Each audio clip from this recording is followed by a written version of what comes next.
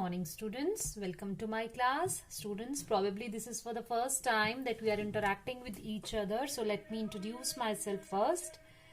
Myself Rekha Gupta और मैं आपको फिजिक्स पढ़ाऊंगी आपके स्कूल में because of the present situation. It has not been possible for the authorities to start the offline classes in the school so far. So हमारा online teaching का जो process है वो जैसा चल रहा था वैसा ही अभी चलेगा. मैंने अभी तक आपको कोई भी चैप्टर नहीं पढ़ाया है. आप लोग पूजा मैम ने आपको मैथमेटिकल टूल्स में कुछ कराया, वर्क पावर एनर्जी कराया, पुनीत सर ने पढ़ाया, चिप सर ने पढ़ाया है और अब मैं आपको काइनेमैटिक्स पढ़ाऊंगी.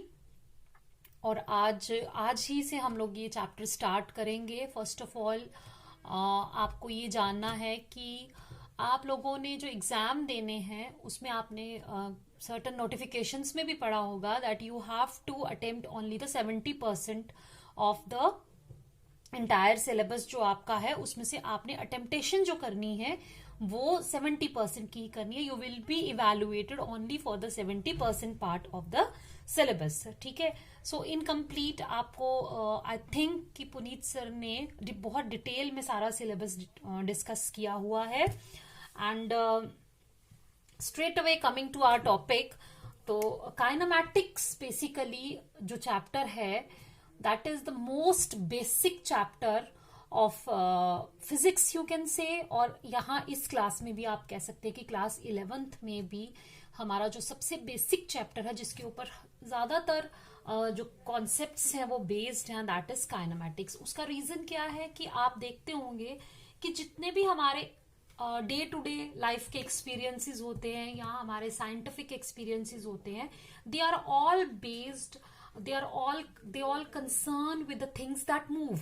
कि जो चीजें चलती हैं मतलब मोशन में जो बॉडीज हैं उनके कंसर्न में रहते हैं हमारे जितने भी कॉन्सेप्ट्स हैं, जितनी भी हम यूजुअली चीजें अपने इर्द गिर्द देख रहे हैं वो ज्यादातर क्या है, दे आर इन मोशन. और हमारी ज्यादा स्टडी जो है वो उसी पर बेस्ड है. So that is why the motion is the most basic concepts of physics, the most basic चीज जो हम लोग फिजिक्स में पढ़ते हैं. ठीक है. एंड हम स्टार्ट करेंगे the study of motion of objects is known as, क्या बोलते हैं उसको, जो बॉडीज मूव कर रही हैं जब हम उनके बारे में पढ़ते हैं that study of motion of objects is known as mechanics. क्योंकि अब मैं ये एज्यूम करके चल रही हूं कि आपको अब बेसिक जो है मतलब बताने की what is physics, why the physics is important और कहाँ पर ये यूज होती है वो आप अभी तक जान चुके हैं बिकॉज अभी बहुत देर हो गई है आपको फिजिक्स पढ़ते हुए. बट जैसे जैसे मैं अपने लेक्चर में प्रोसीड करूंगी जहां पर I feel need of telling you anything extra I will be telling you. Okay. The study of motion of objects is known as mechanics, and mechanics is further divided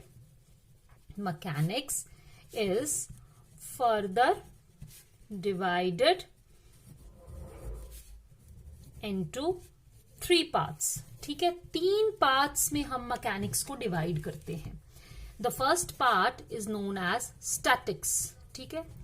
Statics deals with the study of objects which are at rest. ठीक है. अब आप बोलेंगे अभी तो ma'am ने बोला था मोशन में, अभी बोल रही है रेस्ट में. तो देखिए, द स्टडी ऑफ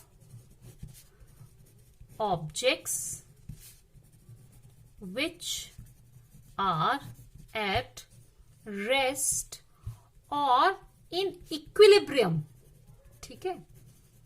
उसको हम क्या बोलते हैं, स्टैटिक्स. स्टैटिक्स हमने यहां नहीं पढ़नी है so I am not discussing it in detail.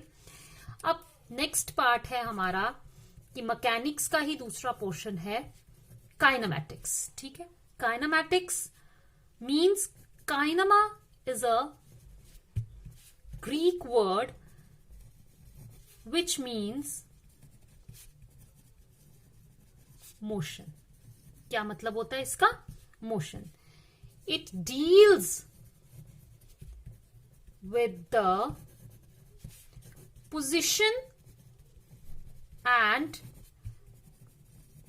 motion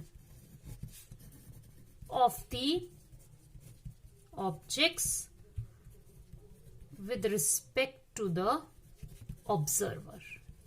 ठीक है, कि ऑब्जर्वर क्या होते हैं वो अभी हमें पता चल जाएगा, किस ऑब्जर्वर की बात कर रही हूं, किस चीज की बात कर रही हूं.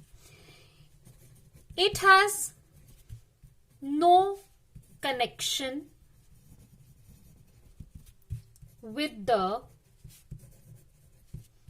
Cause of motion. ठीक है, कि कौन इस मोशन को प्रोड्यूस कर रहा है उसके बारे में हमने काइनेमैटिक्स के अंदर नहीं पढ़ना है. हमने सिर्फ पढ़ना है कि जब बॉडी मूव कर रही है तो उसकी पोजीशन क्या है with respect to the observers, उसकी स्पीड क्या है, कैसे वो मूव कर रही है. सिर्फ इन सब चीजों से कंसर्न जो स्टडी है दैट इज आर काइनेमैटिक्स, जो हम इस चैप्टर के अंदर पढ़ने जा रहे हैं. Third is your dynamics. Dynamics का मतलब all of you know what is dynamics. Dynamics का मतलब होता है, डायनामिक एक वर्ड होता है, जैसे हम किसी की पर्सनालिटी बहुत अच्छी हो तो हम कहते हैं he is a dynamic personality. तो डायनामिक्स मीन्स पावर. ठीक है, यानी it deals with the reason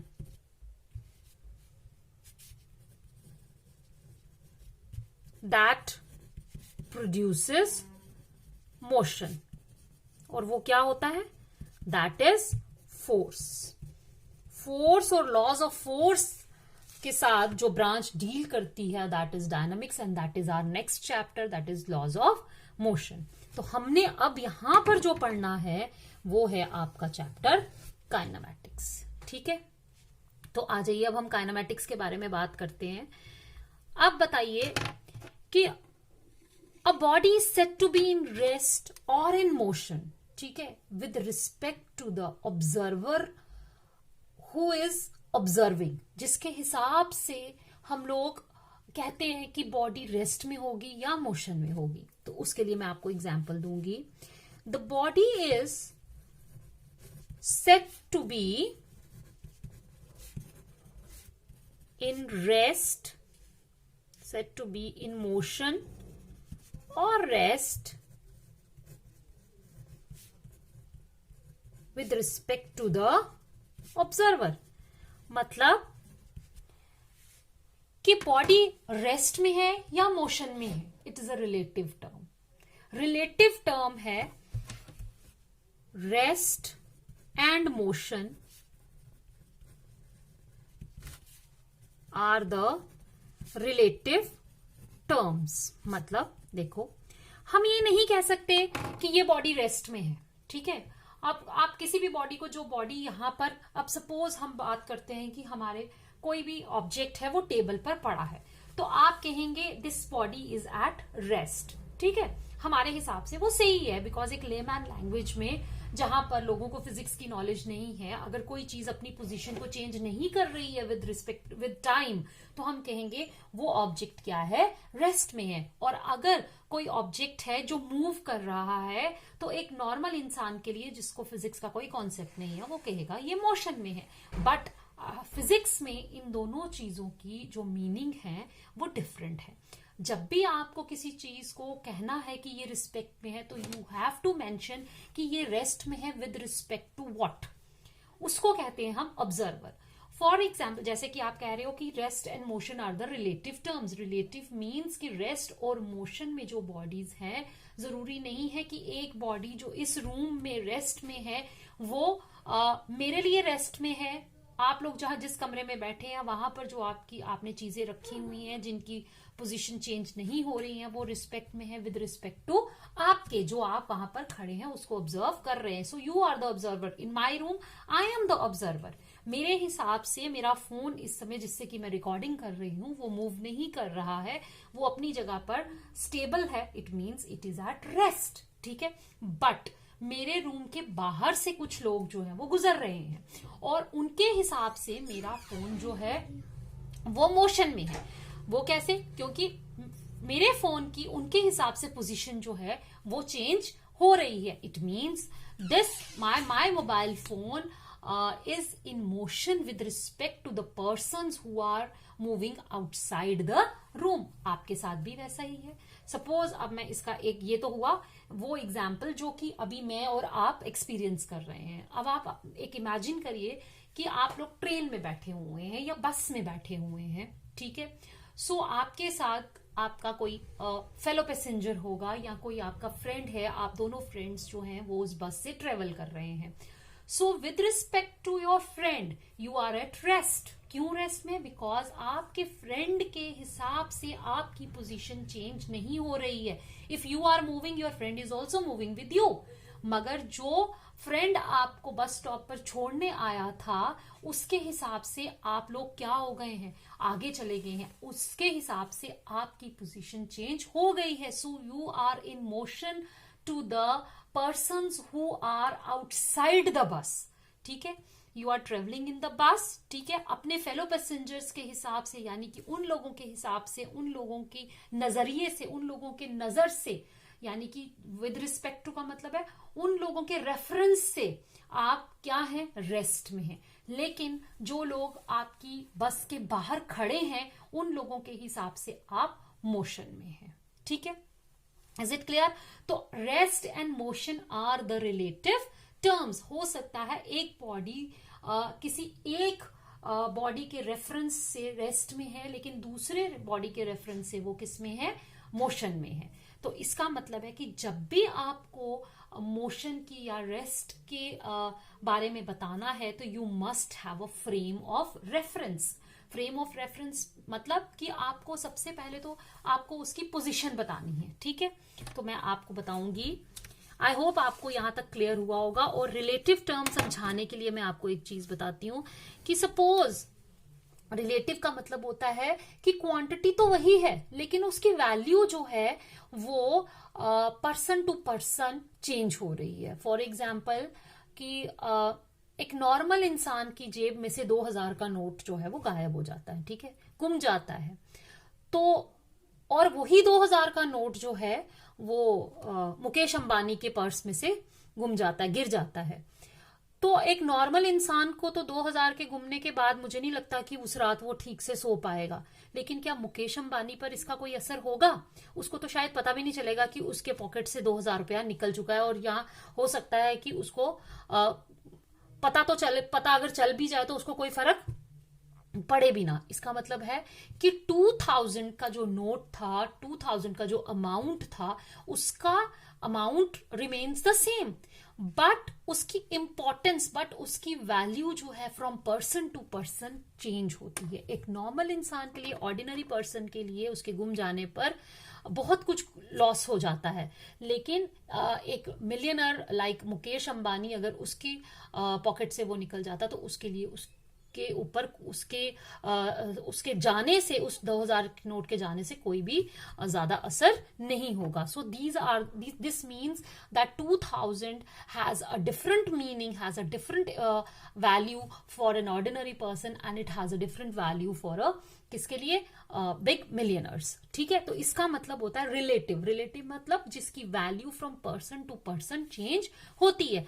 it means rest and motion are the relative terms. आप ये नहीं कह सकते कि this body is at rest. Simply बोल दिया दिस इज एट रेस्ट. भाई this is at rest with respect to what? This body is in motion. मैं बोलूं the car is in motion. Car is in motion with respect to what? ठीक है. सो to describe, अब हम बात करेंगे to describe motion we must specify the position of the object. अगर आपको किसी बॉडी के मोशन के बारे में बताना है तो आपको सबसे पहले उसकी पोजीशन बतानी पड़ेगी of the object with respect to the origin. Origin के हिसाब से उसकी पोजीशन पहले आपको स्पेसिफाई करनी पड़ेगी. क्या मतलब है इसका, अभी आपको समझ आ जाएगा. For this the most common system is, जो आप सब पढ़ते आए हैं, कार्टेशियन कोऑर्डिनेट सिस्टम। ठीक है, कार्टेशियन कोऑर्डिनेट सिस्टम आपने पढ़ा हुआ है। क्या होता है Cartesian coordinate system? Let me make this, ये आपका आ गया x axis, this is your y axis and this is your z axis. ठीक है, so these are called as the Cartesian coordinate axis. ठीक है, कोई भी पोजीशन आपने, किसी भी ऑब्जेक्ट की पोजीशन अगर आपने स्पेसिफाई करनी है तो आप इस कोऑर्डिनेट सिस्टम में उसकी जो ये कोऑर्डिनेट्स हैं x, y और z, इसकी मदद से आप बता सकते हैं कि वो पॉइंट कहां पर, वो बॉडी कहां पर लाई करती है। The common point of intersection of these three axis is called as origin. ठीक है, इसको हम क्या बोलते हैं? ओरिजिन। क्लियर हुआ? अब अगर मैं इसके साथ टाइम एक्सिस भी ऐड कर दूं, क्या ऐड कर दूं? टाइम एक्सिस भी ऐड कर दूं, this becomes your frame of reference. इसको क्या बोलते हैं हम फिर? Frame of reference. So what is a frame of reference?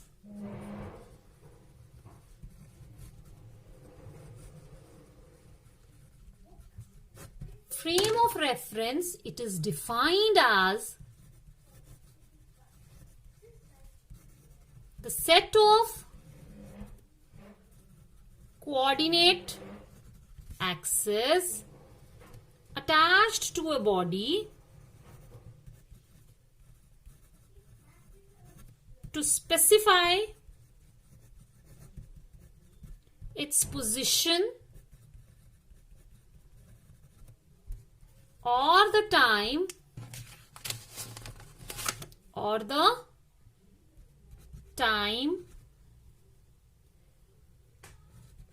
of the event occurring in space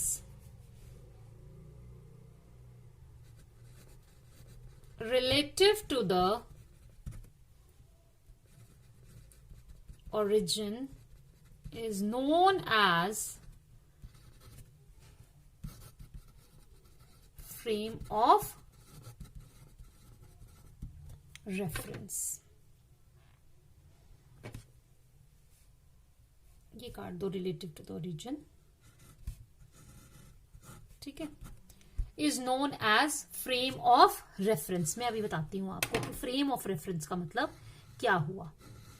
ठीक है, सपोज मैंने ये जो कोऑर्डिनेट एक्सिस ली और इसके साथ टाइम एक्सिस भी अगर हम लोग ज्वाइन कर दें, मतलब अटैच कर दें, टाइम का भी हमें पता चल जाए, तो ये जो तीन चीजें हैं x, y, z, कोऑर्डिनेट्स और टाइम, ये चार चीजें हमें एक फ्रेम ऑफ रेफरेंस देती हैं। फ्रेम ऑफ रेफरेंस मतलब कि अगर सपोज जैसे कि मोस्ट कॉमनली जो फ्रेम ऑफ रेफरेंस हम लेते हैं वो हम अर्थ का लेते हैं। ठीक है, अब मैं सिंपल सी बात करते हैं हम कि आपके पास एक कार है। ठीक है, उस कार में पैसेंजर्स मूव कर रहे हैं। एक फ्रेम ऑफ रेफरेंस हो गया हमारा कार, क्योंकि अब हमने अगर रेस्ट और मोशन के बारे में, पोजीशंस के बारे में बताना है तो वो हम कार के अंदर, मतलब वो कार के अंदर आप बताएंगे कि ये बॉडी जो है वो रेस्ट में है या ये बॉडी जो है वो मोशन में है, लेकिन विद रिस्पेक्ट टू किसके? क्योंकि अब हम जो भी पोजीशन स्पेसिफाई करेंगे वो उस कार के अंदर करेंगे। एक हम फ्रेम ऑफ रेफरेंस ले लेते हैं ग्राउंड पर खड़े हुए इंसान का, ठीक है, ऑब्जर्वर का, तो उसके हिसाब से जो अब फ्रेम ऑफ रेफरेंस क्या हो गया? अब आपने अगर रेस्ट और मोशन को डिस्क्राइब करना है तो आपने किसके हिसाब से करना है? उस ऑब्जर्वर के हिसाब से जो ग्राउंड पर खड़ा है। So now there are two frames of reference.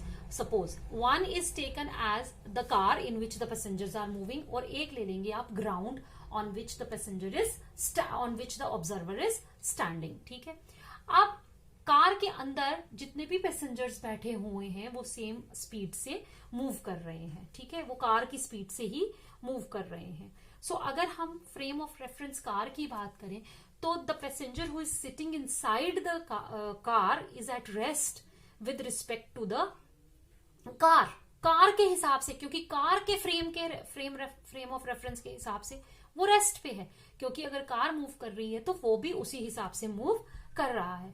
But the person who is sitting inside the car is in motion with respect to the observer who is standing on the earth. अब हमारा frame of reference क्या हो गया, यानी कि अब आप उस पैसेंजर की जो कार में बैठा हुआ है उसकी स्पीड के बारे में बता रहे हो, उसके रेस्ट और मोशन के बारे में बता रहे हो, किसके हिसाब से, उस इंसान के हिसाब से जो कहां पर खड़ा है, अर्थ पे खड़ा है, और अर्थ जो है वो स्टेशनरी मानी जा रही है यहां पर, ठीक है। तो there are two different frames of reference, यानी कि एक ही फिजिकल क्वांटिटी है मगर उस इंसान की आप स्पीड देखो विद रिस्पेक्ट, जो गाड़ी चला रहा है, सपोज आप ड्राइवर की बात करते हो, तो जो ड्राइवर है, जो गाड़ी कार चला रहा है, the driver is at rest with respect to the car, car के हिसाब से उसकी पोजीशन चेंज नहीं हो रही है, इसीलिए उसकी जो स्पीड है, कार जो उसकी डिस्प्लेसमेंट है, that is with respect to the आप कहिए to the car, that is 0, ठीक है, वो रेस्ट में है। बट वही ड्राइवर जो है with respect to the observer जो ग्राउंड पे खड़ा है, दूसरे फ्रेम ऑफ रेफरेंस में है, उसके हिसाब से उसकी पोजीशन चेंज हो रही है। इसका मतलब same physical quantity has a different value in different frames of reference, ठीक है। आई होप आपको ये क्लियर हुआ होगा। और अगर यहां पर कोई चीज आपको क्लियर नहीं होती है तो kinematics is a very big chapter, आपको धीरे धीरे जैसे जैसे आप प्रॉब्लम सॉल्व करते जाओगे आपको ये चीजें और भी क्लियर होती जाएंगी, बिकॉज इस चैप्टर में, मोशन चैप्टर में, ये जो काइनेमैटिक्स चैप्टर है इसमें थ्योरेटिकल तो है ही है थोड़ा, लेकिन मैथमेटिकल पोर्शन बहुत ज्यादा है, इसमें न्यूमेरिकल्स बहुत ज्यादा है, और जितने न्यूमेरिकल्स आप सॉल्व करते हैं उतने ही कॉन्सेप्ट्स आपके ज्यादा क्लियर होते जाते हैं, because numericals are nothing but the application of the formulas और the concepts that you already learn, ठीक है। अब हम बात करेंगे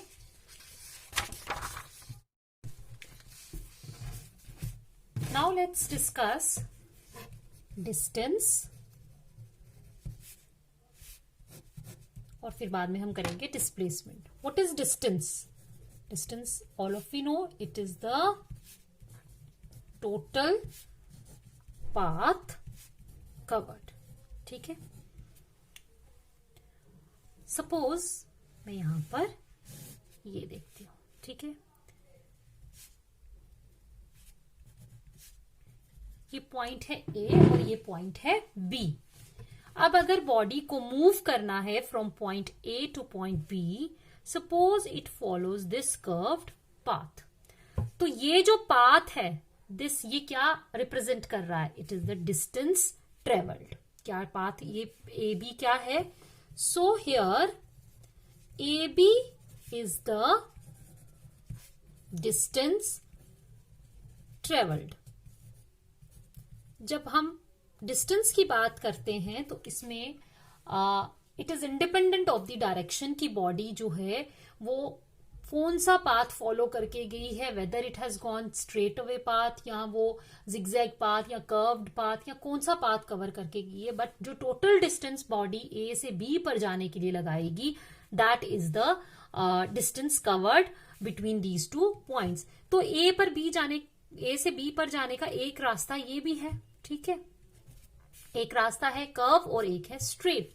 तो ये जो बॉडी ए से बी पर जाएगी, कोई और पाथ अगर ये फॉलो करती है, जो कोई भी पाथ ये फॉलो कर ले, लेकिन जो ए से बी पर जाने के लिए सबसे छोटा रास्ता है that is the straight line joining these two points. So here A B is the, ये क्या होगा, shortest distance between two points A and B, and this shortest distance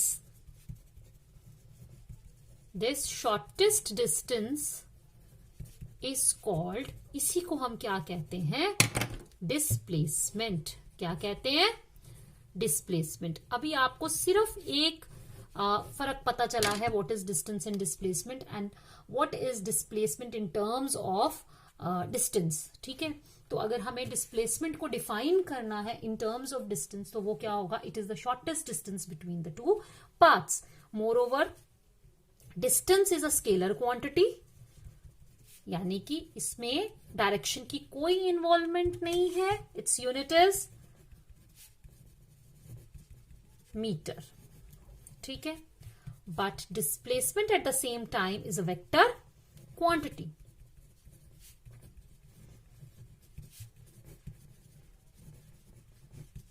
ठीक है, इट इन्वॉल्व्स द डायरेक्शन. अब देखो मैं आपको बताती हूं कि डिस्टेंस एंड डिस्प्लेसमेंट कैसे हम लोग इसमें फाइंड आउट करेंगे. सपोज ये मैंने ओरिजिन ले लिया, ठीक है, this is point A and this is point B.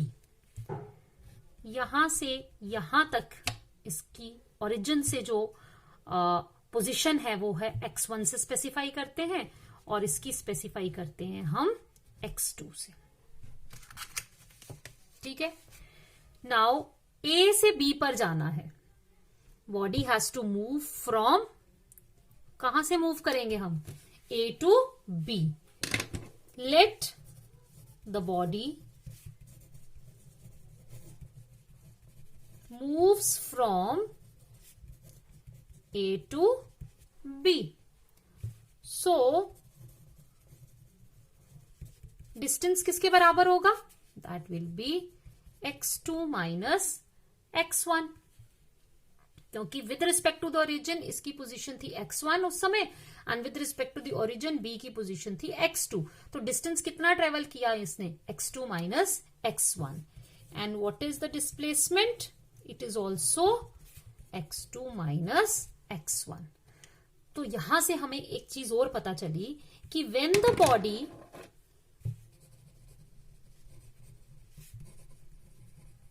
Is moving along a straight line, कैसे मूव कर रही है, along a straight line, the distance is equal to displacement. ठीक है, ये पॉइंट हमारा 1 आ गया. Now let us come to the point number 2. ठीक है, वो क्या है, अगर आपकी बॉडी जो है वो यहां से स्टार्ट होती है, दिस इज योर ओरिजिन, और ये पॉइंट ले लिया मैंने A. सपोज ओरिजिन से इसकी जो पोजीशन है दैट इज x, यानी कि ये x डिस्टेंस पर सिचुएटेड है पॉइंट A. अब बॉडी क्या करती है, O टू A जाती है और वापस A टू O आती है. ठीक है, if the body moves from O to A and then back from A to O, बताओ मुझे डिस्टेंस कितना ट्रेवल किया उसने, ये स्ट्रेट लाइन में ही जा रही है. अभी O टू A गई तो उसने डिस्टेंस ट्रेवल किया x, और अगर A टू O आई तो इसने डिस्टेंस अगेन कितना ट्रेवल किया x, बिकॉज मैंने पहले ही आपको बताया कि डिस्टेंस में डायरेक्शन की कोई इन्वॉल्वमेंट नहीं होती, it is only equal to the total path covered. अगर आप सुबह घर से स्कूल आते हैं और वापस दोपहर को आप स्कूल से घर जाते हैं तो आप टोटल डिस्टेंस कितना ट्रेवल कर रहे हो, twice the distance between your school and your home. ठीक है, तो डिस्टेंस इसने कितना ट्रेवल किया, 2x. Now let's come back to the displacement. अब देखो O टू A गया तो इसकी डिस्प्लेसमेंट जो इसकी पोजीशन थी वो क्या हो गई, x. फिर ये x A से O वापिस आया तो इसकी पोजीशन फिर क्या हो गई, O. ठीक है, तो डिस्प्लेसमेंट किसके बराबर होगी, यहां पर डिस्प्लेसमेंट का मतलब यहां होगा 0. अब आप पूछोगे मैम ये 0 कैसे आया, तो देखो एक और आपको मैं डिस्प्लेसमेंट का फॉर्मूला बताती हूं, that is final position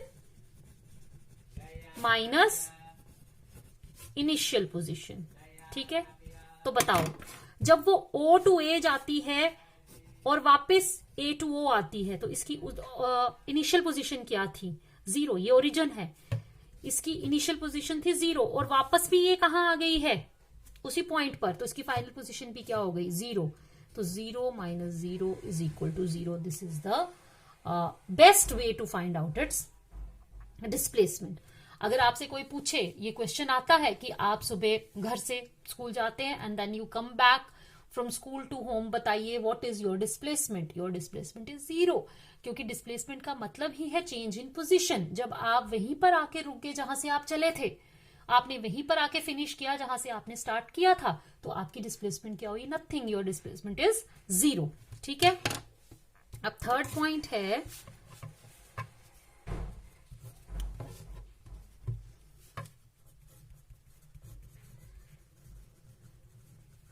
displacement can be 0, positive or negative, but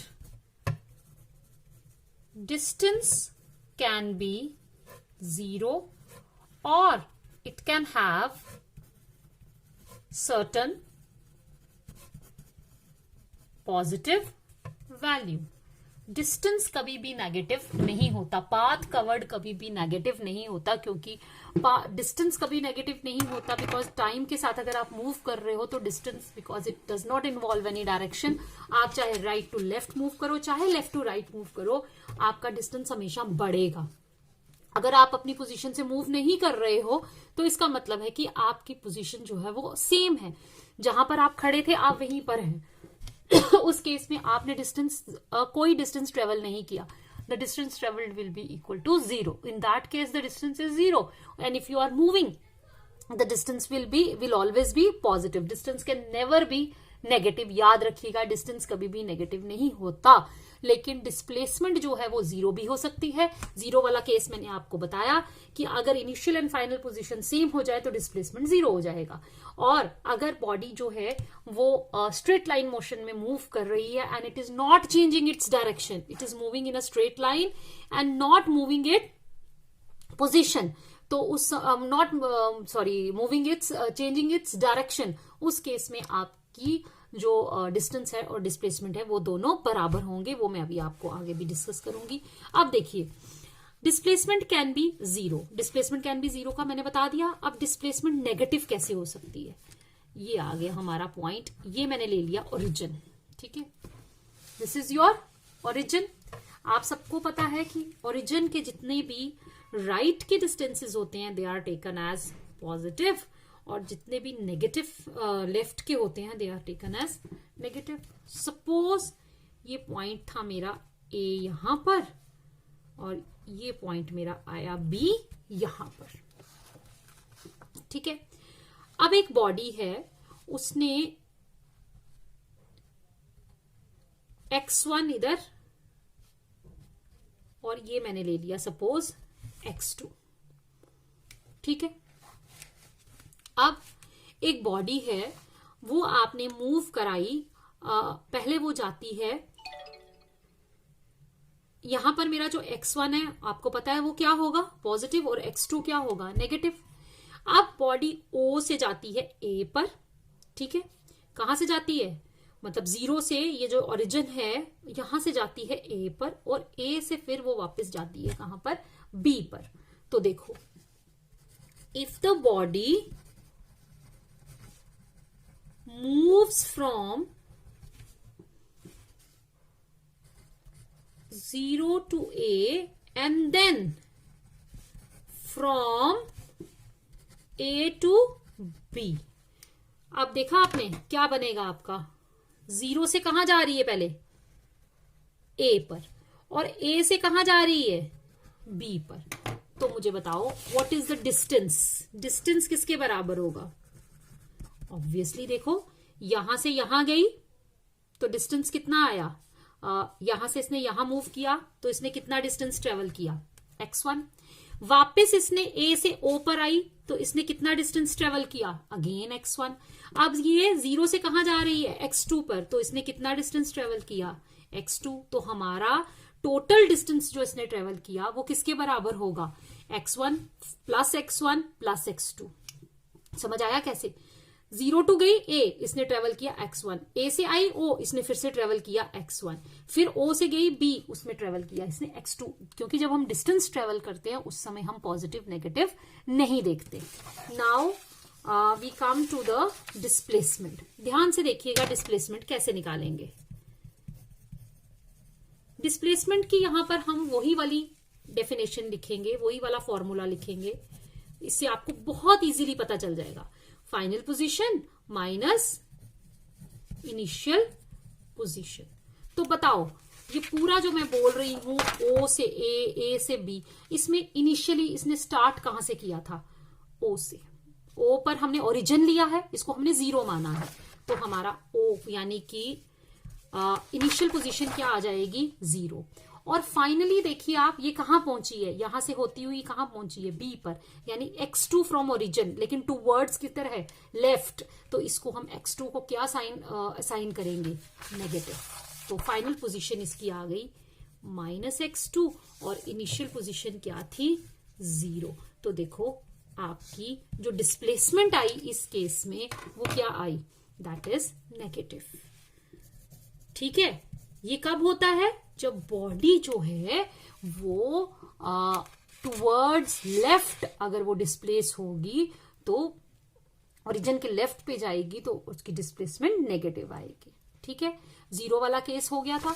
और अगर ये बॉडी क्या करती, यहां से 0 से सिर्फ, अगर ये बॉडी 0 टू ए जाती और वापस नहीं आती, 0 टू ए पर ही जाके रुक जाती, उस केस में इसकी डिस्टेंस, इसने कितना डिस्टेंस ट्रेवल करना था? x1. और उस समय इसकी डिस्प्लेसमेंट कितनी होनी थी? फाइनल पोजीशन होनी थी x1 एंड इनिशियल होनी थी 0. तो x1 माइनस 0 इज x1. तो उस केस में आपकी डिस्प्लेसमेंट क्या आनी थी? पॉजिटिव. सो अब आपको पता चल गया कि डिस्प्लेसमेंट जो है वो नेगेटिव भी हो सकती है, 0 भी हो सकती है और पॉजिटिव भी हो सकती है. ठीक है. अब next point is point number 4. Displacement can be equal to or less than distance. Displacement कभी भी डिस्टेंस से ज्यादा नहीं होगी, क्योंकि what is displacement? It is the shortest distance. तो जो सबसे छोटा डिस्टेंस है वही डिस्प्लेसमेंट है. तो डिस्प्लेसमेंट डिस्टेंस से ज्यादा नहीं हो सकती. हाँ, इक्वल हो सकती है. Displacement is equal to distance. कौन सी पोजीशन में? When the body is moving in a straight line and does not change its direction. ठीक है.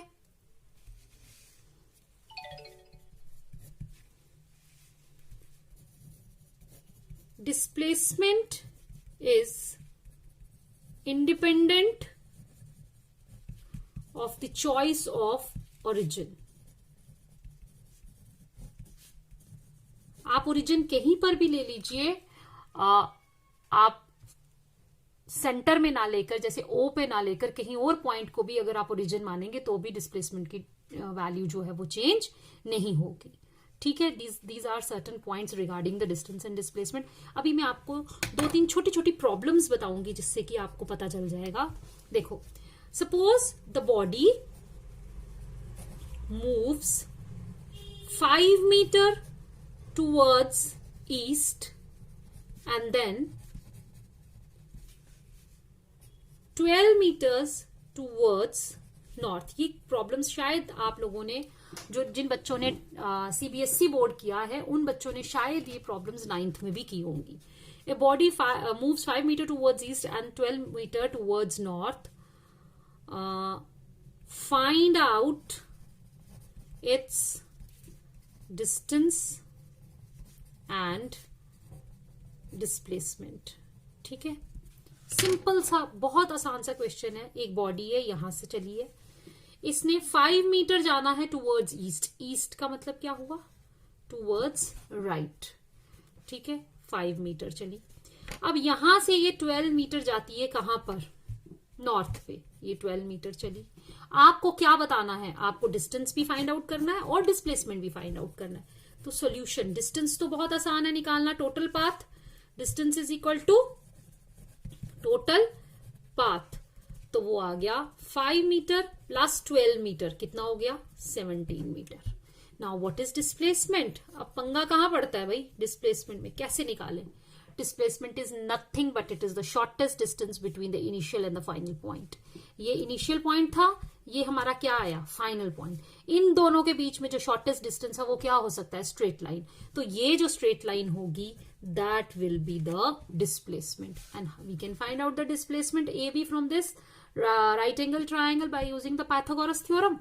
तो AB आपका किसके बराबर आएगा? that will be under root of AC square plus BC square.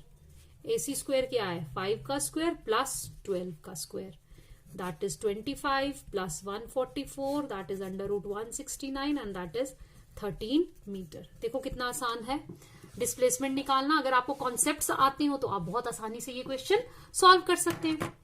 Now quickly will do another question. A body moves in a, we'll quickly do this. A body moves in a semicircle of radius r. Find out its distance and displacement. So semi circle में move कर रही है तो क्या होगा? ये ठीक है, रेडियस कितना है? दिस इज r, ठीक है। तो देखो what is distance travelled? Semicircle है तो डिस्टेंस कितना होगा? Half circumference, that is pi r. And what is displacement equal to? देखो सेमी सर्कल में गई है, इनिशियल ये यहां थी बॉडी और सेमी सर्कल में मूव करके गई है तो यहां पर गई, तो this will be your, if it is A it is B, it is A B, and AB is nothing but it is the twice the radius, it means it is the diameter, ठीक है।